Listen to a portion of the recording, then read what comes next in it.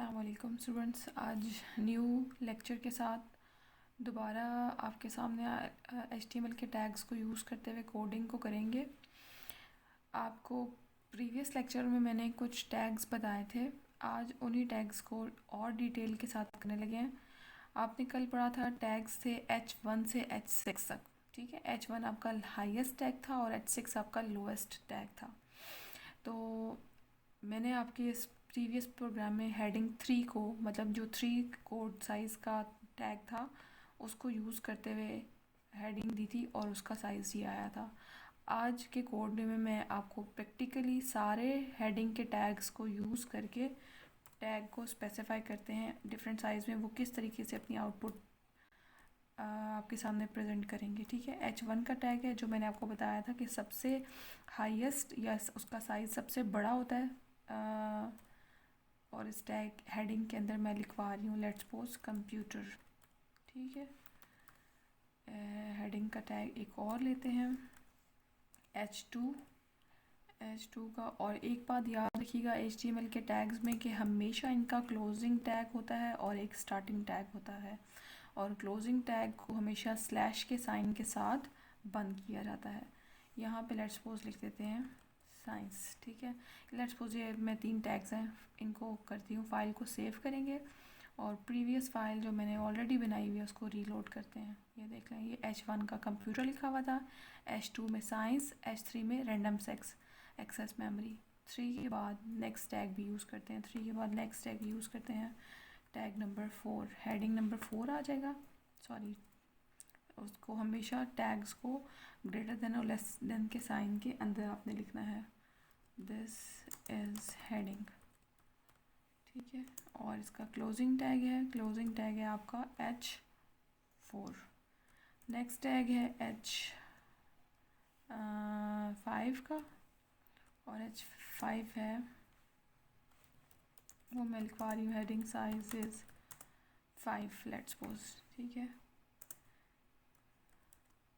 इसके अंदर लिखेंगे क्लोजिंग टैग H5। सॉरी, यहाँ पे हमारा H मिस हो गया, H ज़रूर राइट करना है क्योंकि H आपकी हेडिंग को इंडिकेट कर रहा है और नंबर आपका इंडिकेट कर रहा है उसके साइज़ को। H6 जो मेरा सबसे लोएस्ट साइज़ को बताएगा, हेडिंग साइज इज़ 6, ठीक है।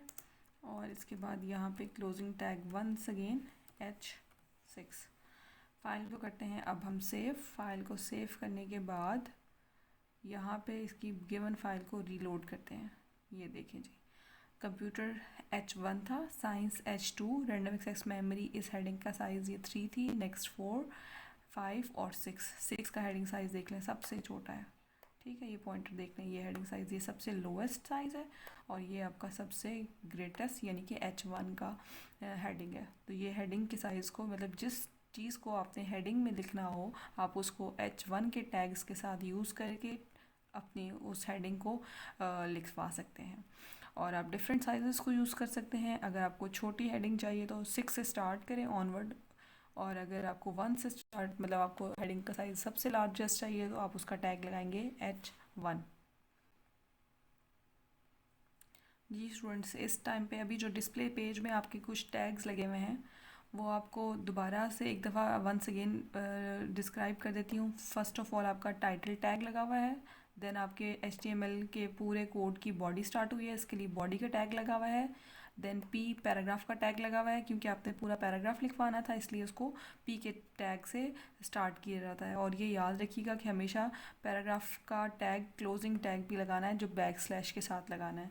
हेडिंग टैग्स आपके सेपरेट होते हैं जिनको आप H1, H2, H3, H4 लिखा करते हैं। तो हेडिंग टैग्स आपके H1 से H6 तक रहते हैं जो अभी आपको मैंने बताया था लेक्चर में। अच्छा, और इनके डिफरेंट साइज़ हैं। अभी मैं आपको 3 टैग्स बताने वाली हूँ, बोल्ड, अंडरलाइन और अटैलिक। मैं हेडिंग 1 के साइज़, हेडिंग 1 के टैग को बोल्ड लिखवाना चाहती हूँ तो इसके लिए B, और क्लोजिंग टैग इसका स्लैश के साइन B के साथ लिखवाया जाएगा, ठीक है। अब ये कंप्यूटर जो हेडिंग 1 है इसका साइज़ H1 है और इस पूरे हेडिंग को मैंने बोल्ड करना है, ठीक है। बोल्ड करने के लिए मैंने कौन सा टैग यूज़ किया, बोल्ड B। फाइल को सेव कर रही हूँ, सेव करने के बाद जो ऑलरेडी वेब पेज बना लिया हुआ है उसको करना है रीलोड। ये देखिए रीलोड करते हैं तो कंप्यूटर आपके पास पूरा बोल्ड होके आ जाता है। अब मैं अगेन हेडिंग 2 को मैं कर देती हूँ अटैलिक। अटैलिक करने के लिए आपका अल्फ़ाबेट आई यूज़ होता है, ठीक है। यहाँ पे अब आई के साथ क्लोजिंग टैग लगेगा \i, और आपका साइंस का जो हेडिंग 2 है वो थोड़ा सा टिल्ड हो जाएगा। अटैलिक का मतलब होता है थोड़ा सा तिरछा हो जाएगा। ये देखें ये साइंस टिल्ड हो गया है। नेक्स्ट टैग फिर अगेन एक और मैं आपको बता दूं, that is your let's suppose underline. Underline में आपको पता है वो चीज़ आपकी लाइन के ऊपर लिख दी जाती है, उसको अंडरलाइन कर दिया जाता है \u। ये इसका क्लोजिंग टैग है। रैंडम एक्सेस मेमोरी पूरा टैग आपका अंडरलाइन हो जाएगा। सेव करें, वेब पेज पे जाएं और वेब पेज पे जाके इस फाइल को रीलोड करें। ये देखें रैंडम एक्सेस मेमोरी के नीचे पूरी आपकी लाइन आ गई है, ठीक है। तो ये हेडिंग 1 इसको मैंने बोल्ड भी किया है, हेडिंग 2 इसको मैंने अटैलिक किया है, और हेडिंग 3 इसको मैंने अंडरलाइन किया है। हेडिंग बोल्ड करने के लिए मैंने टैग बी को यूज़ किया है, अटैलिक करने के लिए मैंने टैग आई को यूज़ किया है, और अंडरलाइन करने के लिए टैग यू को यूज़ किया है। अभी तक के लेक्चर में मैंने आपको जो बताया उसमें आपके 6 different heading size, bold, italic, underline और ये 3 टैग्स। आज के लेक्चर में आपने इस टाइम पे 4 टैग्स को यूज़ करना और उनको किस तरीके से इम्प्लीमेंट किया है वेब पेज पे वो आपने सीख लिया है। तो प्रीवियस लेक्चर और इस लेक्चर को आप देख लीजिएगा, जितने टैग्स यूज़ हो चुके हैं उनको अपने तौर पे ज़रूर इम्प्लीमेंट करके एक वेब पेज क्रिएट करें, और उस वेब पेज का लिंक बेशक मुझे कमेंट्स में शेयर करें ताकि मैं भी आप लोगों के वेब पेजेस को देख लूँ कि आपने किस तरह का वेब पेज क्रिएट किया है। Thank you so much. Next tags next lecture में डिस्कस करेंगे। अल्लाह हाफ़िज़। मेरी वीडियो को लाइक, सब्सक्राइब और कमेंट करना मत भूलिएगा। नेक्स्ट लेक्चर में नेक्स्ट टैग्स के साथ फिर दोबारा आपके सामने आऊँगी। अल्लाह हाफ़िज़।